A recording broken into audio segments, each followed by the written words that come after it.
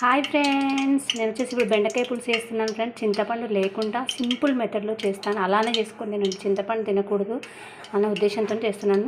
మీకోసం జీలకర్ర, పోపు దినుసులు, ఉల్లిగడ్డలు, కొంచెం సాల్ట్, ఉల్లిగడ్డల్లో పచ్చిమిర్చి ముక్కలు, పచ్చ దంచిన ఎల్లిపాయ ముక్కలు, పసుపు, అప్పటిదప్పుడు దంచి పెట్టుకున్న అల్లం వెల్లుల్లి పేస్ట్, కరివేపాకు, టమాటా ముక్కలు. టమాటా ముక్కలను మిక్సీ పట్టుకోవాలి, కానీ టైం లేక నేను ఇలానే వేసాను ఫ్రెండ్స్. ఇలా పెద్ద కట్ చేసుకోవాలి ఫ్రెండ్స్, ముక్కలు కాకుండా ఇందులో వేసుకోవాలి. పోపులో బెండకాయలు వేగిన తర్వాత కొన్ని వాటర్ పోసుకోవాలి ఫ్రెండ్స్.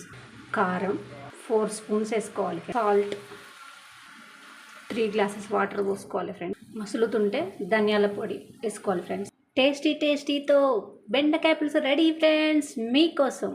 ఈ వీడియో కనుక మీకు నచ్చినట్లయితే please like, share and subscribe. Thank you.